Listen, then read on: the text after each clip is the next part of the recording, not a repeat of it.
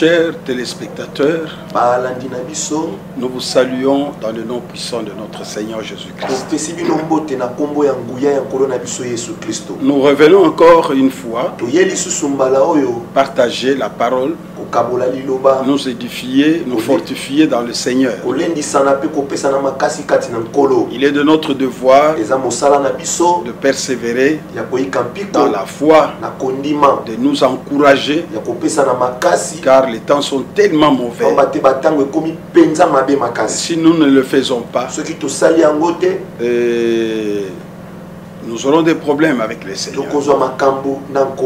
C'est une petite grâce que nous partageons.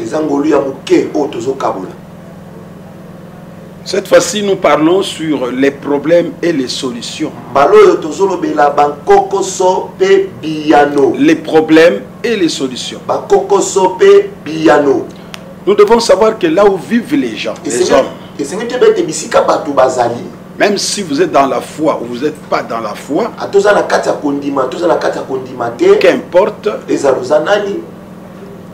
les problèmes surgissent toujours.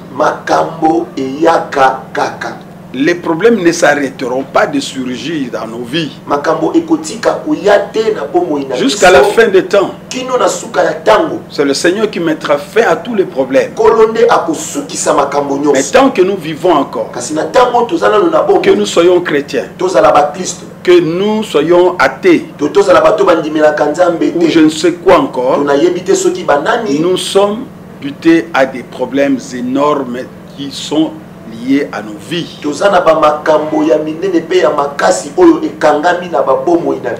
Cependant, l'Église, nous les enfants de Dieu, nous avons une façon de résoudre les choses. Et nous devons regarder dans cette façon-là, de cette manière-là, pour atteindre des grands résultats dans nos problèmes. Béni soit le nom de l'Éternel. Amen. Au premier point, je prends un exemple simple. Les problèmes qui sont arrivés dans la Bible et comment on a résolu ça. Regardez dans Exode 17, verset 5 au 6e. Que dit la parole de Dieu? L'Éternel dit à Moïse, passe devant le peuple et prends avec toi des anciens d'Israël. On peut commencer même au verset 4. Moïse cria à l'Éternel en disant, que ferai-je à ce peuple? Encore un peu et ils me lapideront. Voilà le problème. C'était l'eau. C'est dans les déserts. Le peuple de Dieu avait besoin d'eau. Et ils ont tellement circuité Moïse, pour circuiter Moïse, au point que Moïse avait été dépassé. Il en avait ras de bol. Alors il s'est dit, que ferai-je alors? Encore un peu, ce peuple va me lapider. Parce que le peuple avait soif. C'était un problème qu'il fallait résoudre à tout prix. Et Moïse n'avait pas de solution. C'est alors qu'est intervenu le Seigneur. Verset 5. L'Éternel dit à Moïse, passe devant le peuple et prends avec toi des anciens d'Israël. Prends aussi dans ta main ta verge avec laquelle tu as frappé le fleuve et marche. Voilà. Dieu dit, Moïse, je vis ton problème. Alors maintenant, il faut chercher la solution. Prends les anciens. Prends aussi ton bâton. Tu t'es servi de ça pour traverser la mer Rouge. Prends toujours ces bâtons. Marche maintenant. Où ira Moïse? Quel fleuve va-t-il trouver dans le désert? Le Seigneur ouvre une opportunité. On y va, verset 6. Voici, je me tiendrai devant toi sur les rochers d'Horeb. Tu frapperas les rochers et il en sortira de l'eau et le peuple boira. Et Moïse fit ainsi aux yeux des anciens d'Israël. Voilà la solution. Dieu dit, tu vas marcher, tu verras le rocher et tu vas frapper le rocher. L'eau jaillira du rocher. Moi, je me tiendrai là. Le problème est tout entier. Il faut avoir l'eau. C'est préoccupant. C'est dérangeant. Mais la solution, c'est Dieu qui l'amène. Dans tous nos problèmes, dans tous vos problèmes, quel que soit le degré du problème, il n'y a rien que le Seigneur n'ait résolu dans notre vie. D'ailleurs, il a dit tout est accompli. Et la Bible dit rien n'est impossible à Dieu. Il est venu parce que c'est lui qui avait envoyé Moïse. Et ce peuple-là lui appartient. Il est venu lui-même pour chercher à résoudre ce problème. Vous n'en finirez pas seul. Il faut que Dieu intervienne. Et il interviendra parce que tu es son peuple, parce que tu es son fils, parce que tu es celui que Dieu a ramassé, parce que tu as son esprit. Il t'appelle Mouin, une fille ouinte. Dieu est avec toi. Il va résoudre ce problème coûte que coûte. Mais attention maintenant, il faut entrer dans les réalités de l'éternel, dans le surnaturel de Dieu. Dieu dit à Moïse, marche, il n'y a pas d'eau. Prends le bâton, il n'y a pas d'eau. Mais dis marche, vas-y avec le bâton. Tu verras le rocher. Et moi je me tiendrai là. Vous voyez? Dieu ne se tient jamais et Dieu ne reste jamais pendant longtemps là où se trouvent les problèmes. Dieu voit les problèmes. Dieu entend les problèmes. Il entend les cris et pousser les enfants d'Israël. Mais Dieu n'est pas resté là. Il est allé chercher Moïse dans le désert pour qu'il vienne délivrer le peuple. Dieu a toujours été du côté des solutions. Béni soit le nom de l'Éternel. Gloire à Dieu. Béni soit le nom de l'Éternel. Amen. Dieu est du côté de tes solutions. Dieu connaît ton problème. Dieu voit ton problème. Ne sois pas un incrédule, comme si Dieu n'écoutait pas. Dieu a des oreilles, il a des yeux, il voit, il entend, et Dieu parle. Et quand il parle, c'est pour donner une piste de sortie, pour montrer la voie à suivre. Béni soit le nom de l'Éternel. Amen. Je répète, Dieu n'a jamais été du côté des problèmes. Non. Les problèmes peuvent venir de partout. Il y a le diable, il y a toi-même, moi-même. Je peux être à la base de mes propres difficultés. Béni soit le nom de l'Éternel. Il y a des méchants qui peuvent amener des problèmes. Il y a des démons. Il y a des esprits qui servent les démons comme des sorciers, etc. Il y a ce monde que nous voyons. Le monde, c'est le problème. Mais les solutions à tous ces problèmes viendront de l'Éternel. Dieu se tient où? Il va là où se trouve la solution ou les solutions. Il était avec Moïse pour constater le problème. Mais il est allé sur le rocher pour donner la solution. Et j'ouvre une parenthèse. Quand Dieu se tient là où se trouve le rocher et là où va jaillir l'eau, comment l'eau ne sortirait-elle? Comment vous n'aurez pas la solution? Parce que l'Éternel est là. L'eau devrait sortir. Ton problème doit trouver sa solution. Parce que Dieu se tient là. Dieu est la solution. Ce n'est pas, Dieu n'est pas le problème. Dieu n'est pas le problème. Dieu, c'est la solution. Oh, béni soit le nom de l'Éternel. Quand je parle comme ça, la sœur Rachel est dans la joie. Dieu n'a jamais été dans des problèmes. Dieu nous attend là où se trouvent les solutions. Béni soit le nom de l'Éternel. Et je veux que pendant que je parle, que quelqu'un dise Amen là où il est. Parce que Dieu est là où des solutions doivent venir. L'eau devrait jaillir. Coûte que coûte. Parce que Dieu était là. Dieu était là. Et Moïse a fait jaillir de l'eau. L'eau a coulé par un simple coup de bâton. L'eau a jailli. Voilà. Les problèmes trouveront leur solution parce que Dieu est là. Béni soit le nom de l'Éternel. Amen. Alors je vais vous donner des exemples qui peuvent vous fortifier. Rassurez-vous frères, l'église doit être une église forte et victorieuse. Et notre victoire c'est dans notre Dieu. Vous savez, c'est avec Dieu que nous ferons des exploits. Avec Dieu nous ferons des exploits. Quand tu mets Dieu à côté, tu ne feras pas de solution. Non. Pendant que je parle, même si tu ne pries pas, accepte cette parole. Tu verras des solutions. Je donne un exemple. Prenons dans le livre de Jean chapitre 14. Le Seigneur parle à ses disciples.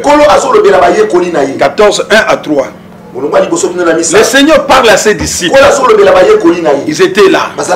Il voulait les rassurer. Pourquoi?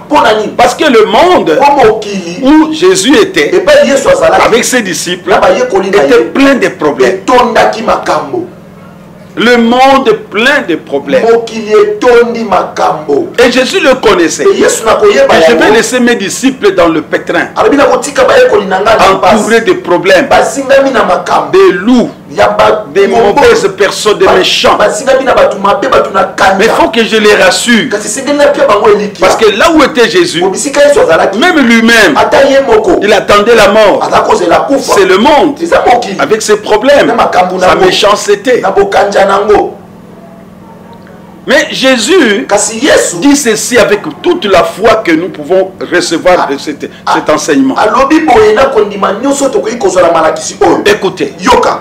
Que votre cœur ne se trouble point. Que votre cœur ne se trouble point. Croyez en Dieu et croyez en moi. Voilà.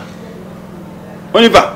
Il y a plusieurs demeures dans la maison de mon Père. Il y a plusieurs demeures dans la maison de mon Père. Si cela n'est pas encore un problème. Écoutez le problème maintenant. Si cela n'était pas, je vous l'aurais dit. Oui. Je vais vous préparer une place. Voilà. Et lorsque je m'en serai allé, et que je vous aurai préparé une place, je reviendrai. Amen. Et je vous prendrai avec moi. Amen. Afin que là où je suis, vous y soyez aussi. Voilà.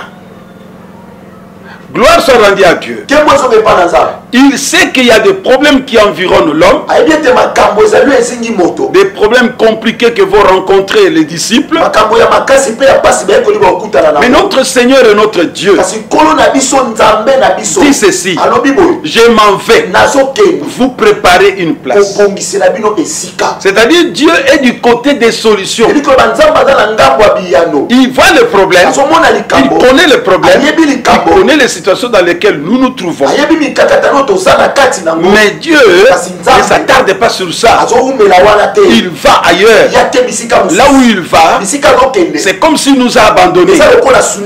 Non, il s'en va nous préparer une place. De sorte que là où nous partirons, nous ne vivrons plus de problèmes. C'est un lieu de paix. Parce que les solutions donnent la paix. Les solutions rassurent l'homme. Et les stress disparaissent. Béni soit le nom de l'Éternel. Amen. Il dit, je m'en vais vous préparer une place. Quand j'aurai terminé, je viendrai vous prendre. De sorte que là où moi je serai, quel est le lieu? Le lieu de paix. En l'Éden céleste, où il n'y aura plus de tracasseries. Je vous ai dit, Dieu a dit à Moïse, quitte les problèmes, viens vers la solution. Alléluia. Amen. Je te dis aussi, quitte le problème, va vers les solutions. Dieu t'attend là-bas. Dieu aussi nous attend. Béni soit le nom de l'Éternel. Amen. Il est allé préparer une place. Pendant qu'il prépare, nous nous pleurons sur la terre. Peut-être la nuit tu as pleuré toute la nuit parce que tu avais des problèmes. Tracassé par les démons, tourmenté par les hommes, avec des dettes et consorts. Tu as pleuré toute la nuit au point de perdre même l'espérance. Mais Dieu dit non, non, non, non, non. Il y a un coin. Il y a un lieu où tu viendras, il n'y aura plus ces problèmes. Soit le nom de l'Éternel. Je m'en vais te préparer une place.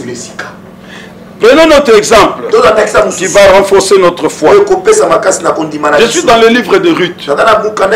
Je ne lis pas de versets. Vous connaissez l'histoire. Ruth a quitté, au chapitre 1er, elle a quitté sa terre natale qui est Moab. Elle a dit ceci à Naomi, qui était sa belle-mère. Je partirai avec toi. Quand bien même j'ai perdu mon beau-père, j'ai perdu mon mari, je suis jeune. Bon, tu souffres toi aussi, je ne t'abandonne pas. Comme tu as décidé de rentrer chez toi, je pars avec toi. Ton peuple sera mon peuple, ta nation sera ma nation. Là on va t'enterrer, je serai là, on va m'enterrer là-bas. Donc je chante des nations, je m'en vais avec toi. Or, la personne qu'elle suivait était environnée par des problèmes. La famine, la souffrance. Elle n'avait même pas un autre fils pour donner à ses garçons. Problème. Mais Ruth a accepté. Et vous savez ce qui s'est passé? Dieu est allé attendre Ruth à Bethléem. C'est là où il a rencontré son mari. Et de ce mari découle maintenant la généalogie de Jésus. Oh, béni soit le nom de l'Éternel. Vous voyez, bien aimé. Donc, quand vous êtes entouré des problèmes, Dieu est quelque part.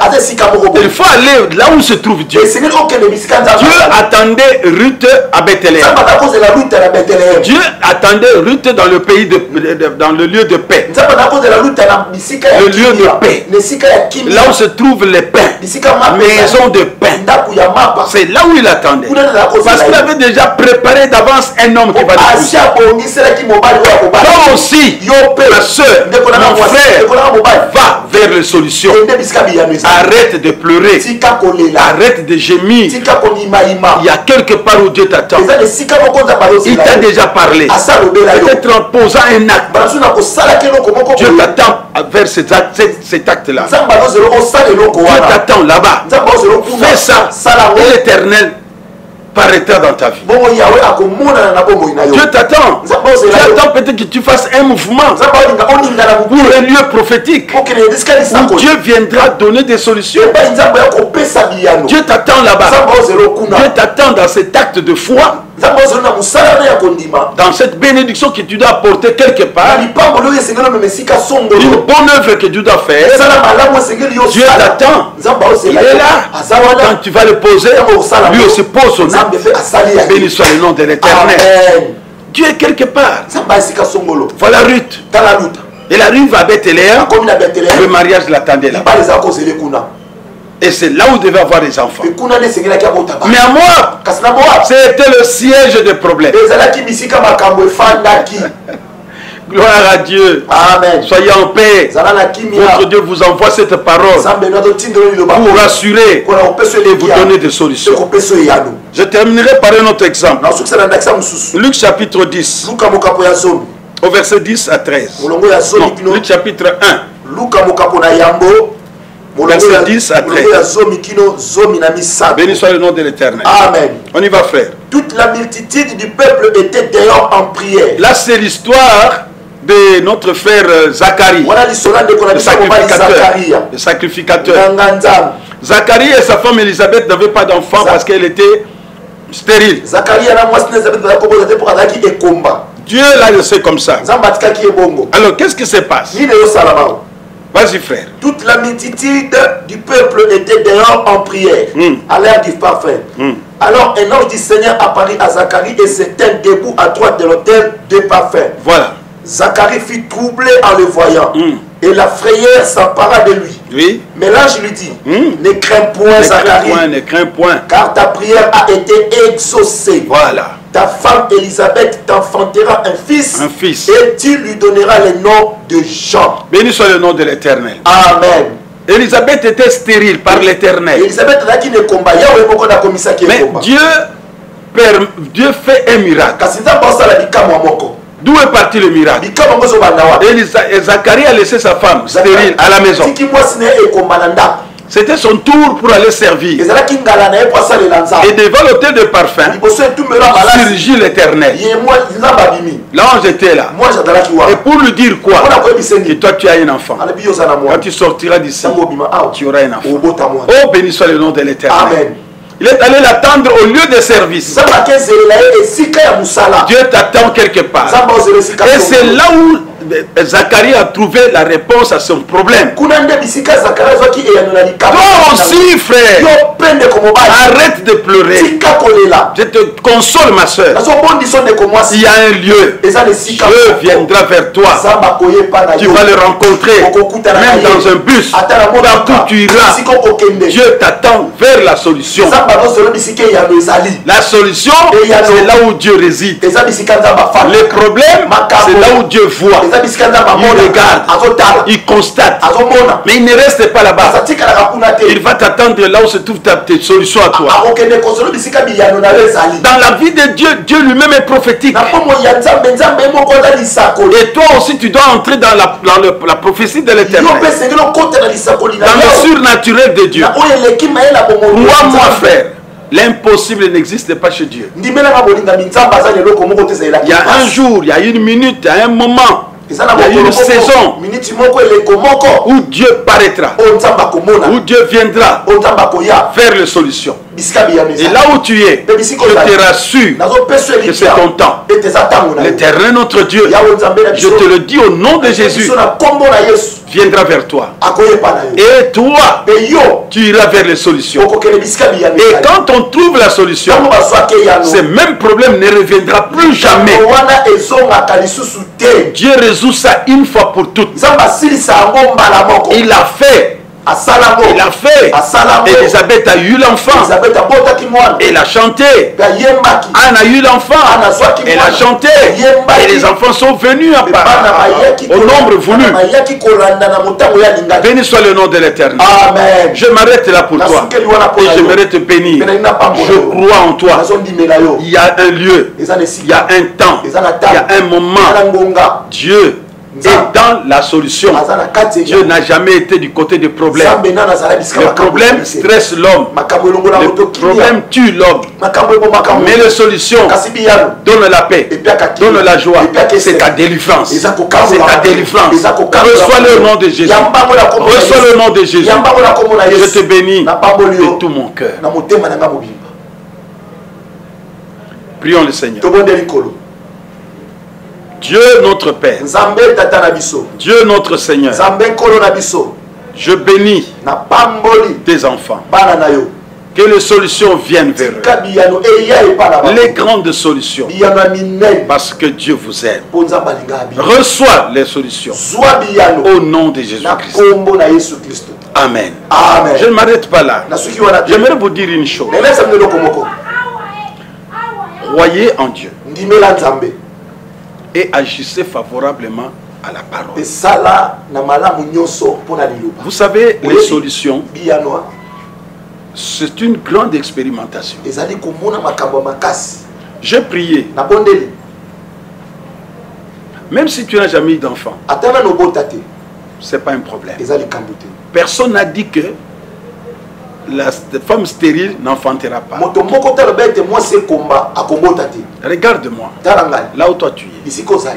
Voyez, j'ai arrêté l'enseignement. J'ai prié. Mais je reviens. Parce que le Seigneur me met ça à cœur. Là où tu es, je vais prier pour toi. Quel que soit le lieu où tu es. Si tu crois ces messages, tu crois que Dieu t'attend dans une maternité, là où tu vas accoucher, je prie pour toi. Dieu t'attendra là-bas. Et tu vas accoucher.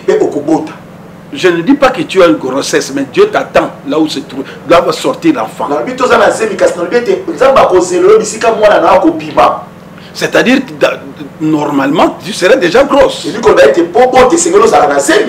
Et Dieu t'attend au lieu d'accouchement pour sortir l'enfant.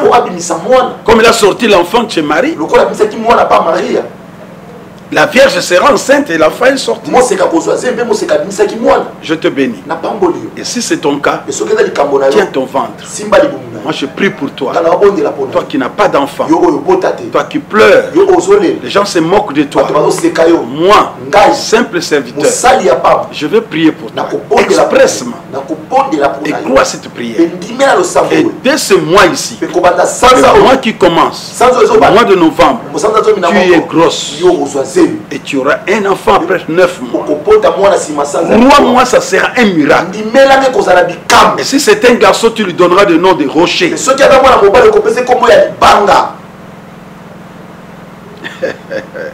Crois-moi que c'est un miracle. Je te bénis. Père, je bénis cette femme.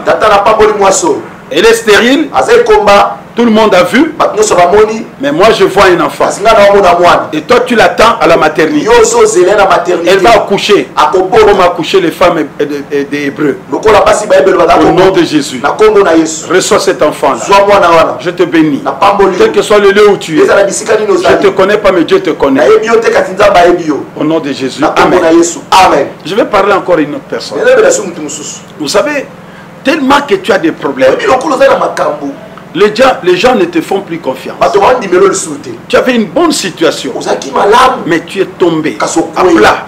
Tu ne te retrouves plus. Même quand tu es venu au Seigneur, tu es venu, mais bredouille. Mais tu étais riche. Tu avais beaucoup de moyens. Ça s'est arrêté là. Tu es venu recevoir Christ avec rien. Oui, Dieu a toujours été du côté des solutions. Tu as bien fait de venir au Seigneur. Toi qui souffres, toi qui n'as pas de solution, tu as bien fait de venir vers le Seigneur. Je vais prier pour toi. Dieu notre Père, avant qu'il ne revienne, va restaurer ta vie, va restaurer ta situation financière, mais pour la gloire de Dieu. Ne perds pas ça pour le monde. Moi je prie, c'est mon devoir de prier pour toi. Tiens-toi bien. Un miracle va se passer. Dieu est du côté des solutions. Beaucoup de gens, quand tu me suivras seulement avec ces messages, tu auras la solution. Quel que soit le pays où tu te trouves, moi je te dis, simple serviteur, tu ne me connais pas, mais Dieu me connaît. Je ne te connais pas, mais Dieu te connaît. Laisse-moi prier pour toi. C'est gratuit. Reçois la prière. Père, c'est vrai qu'il est maigredouille. C'est vrai qu'il a pleuré pendant longtemps. C'est vrai que tu l'aimes. Il est venu vers toi quand il n'avait plus rien.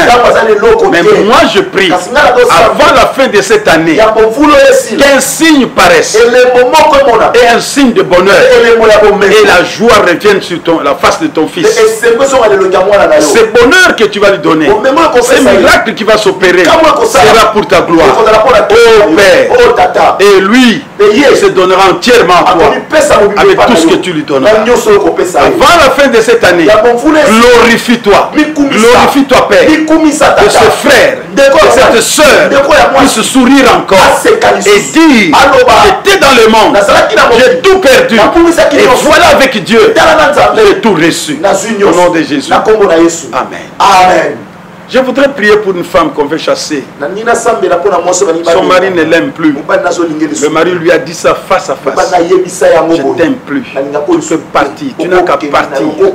Même aujourd'hui. Même tout de suite. Et tu ne fais que pleurer. Tu es dans la maison de ton mari. Ne crains rien. Le Seigneur va toucher le cœur de ton mari. Et cette chose ne reviendra plus jamais. Et c'est que toi tu faisais du mal. Dieu t'en délivre maintenant. Dieu te délivre.